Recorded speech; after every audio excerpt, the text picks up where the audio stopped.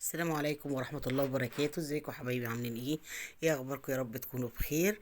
النهاردة يا جماعة جايين نعمل الكشك الاسكندراني اللي بالجمبري على طريقة تيتا الله يرحمها. معانا النهاردة نص كيلو جمبري صغير كده، هيبقى على قد اللقمة. معانا حوالي نص كيلو طماطم مضروبة في الخلاط. آه بصلاية كبيرة. توم وشطة حمراء اللي انت عاملاها، او شطة لو انت عايزاها تبقي حراق. هو المفروض يبقى حراق، مش عايزاه يبقى حراق حطي فلفل. هو ده الشطة اللي هي الفلفل اللي انا عاملاه، مع راس توم صغيرة تقريبا. مش عايزة تبقى حراق بس حطي حبة شطة صغيرين. ده رغيفين عيش زي ما انتوا شايفين كده. انا جايبهم من الفرن وضربهم في الخلاط عادي من غير ما يتصفوا، حلوين جدا. في ناس بتعمله بدقيق، انا هعمله على طريقه تيتا، يا رب يعجبكم. هتاكلوا احلى كشك اسكندراني. هنبتدي نحط البصل على النار مع الماده الدهنيه بتاعتنا.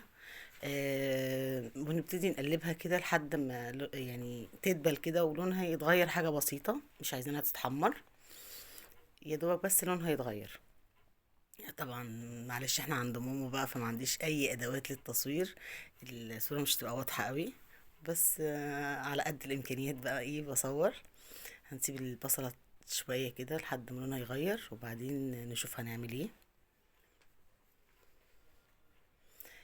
كده البصلة يا جماعة لونها يا دوبك ايه غير شوية، هي يعني اصفرت، المفروض ما تحمرش. هي دبلت كده او لونها غير شوية. هننزل عليها بعد كده بالطماطم. التوابل بتاعتنا يا جماعة ملح وفلفل أسمر وكمون، ده الأساسي. عايزة تحطي توم باودر بصل باودر براحتك. لكن الأساسي بتاعنا ملح وفلفل أسمر وكمون. هنبتدي بس أول ما بس الطماطم تبتدي تتسبك، يعني تغلي مش تتسبك. أول ما تبتدي تغلي كده حاجة بسيطة، نحط التوابل بتاعتنا عليها.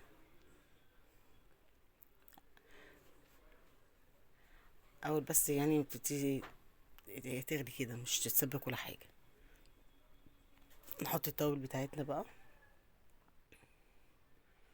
كده غليت، هنبتدي نحط التوابل بتاعتنا زي ما قلنا. هو ده توم باودر بصل باودر كمون ملح فلفل اسمر. هو الاساسي كمون فلفل اسمر الملح. نبتدي بقى نقلب التوابل كلها، وطبعا ملحك على حسب ما انتي عايزه. الملح ده بتاعك على حسب ما انتي عايزه. تدوقيها بعد كده وتعرفي الملح بتاعك ايه وتكمليها. بعد كده هنبتدي نحط الجمبري. بصوا يا جماعه، في ناس بتحط الجمبري الاول تاخد تشويحه مع البصله، لا انا بعملها زي ما كانت تيتا بتعملها. ساعات تيتا كانت بتعمله بالفول المدشوش، وناكله مع السمك المقلي عادي. فالنهارده هناكل سمك مقلي، قلنا نعمل كشك اسكندراني. حطينا دلوقتي الجمبري اهو. بصوا، اول ما ابتدت تتسبك حطينا الجمبري. ليه الجمبري هيتقلب تقلبتين عشان ما يجلدش، عشان هو صغير يا دوبك، بس هيتقلب تقلبتين مع الصلصه. وبعد كده هنبتدي نحط الثوم، هي راس توم صغيره، والفلفل الاحمر اللي احنا عاملينه زي الهريسه ده، ما فيش حط حبه شطه.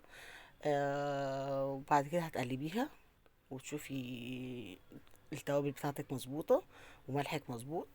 بعد كده بقى هنبتدي ننزل واحده واحده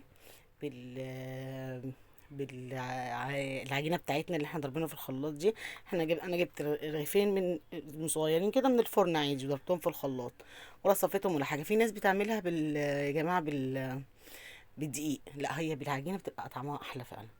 هنبتدي نحط بقى العجينه واحده واحده، وبعد كده نقلبها، و كده هي اتسبكت خالص خلاص كده، ومخدتش وقت في الجمبري، عشان بس الجمبري يا جماعه ما جلتش. ابتدي تنزل بالعجين.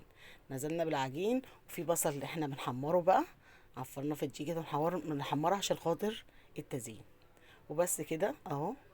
كده احنا غرفناه في طبق التقديم وحطينا عليه البصل على الوش. بصوا يا جماعه، هي حمر جدا بس التصوير مش باين. لقيتي الطماطم بتاعتك مش حمرا قوي واللون مش عاجبك، ممكن تحطي معلقه صلصه مع الطماطم. وبالهنا والشفا، يا رب تعجبكم. دي طريقة تيتا. في ناس بتحط بدل البصل ده على الوش نعناع. لا، تيتا كانت بتحط بصل، فانا عملته زيها بالظبط. نفسي هفتني عليه عشان النهارده كنا بنعمل آه سمك. وبالهنا والشفا، يا رب يعجبكم.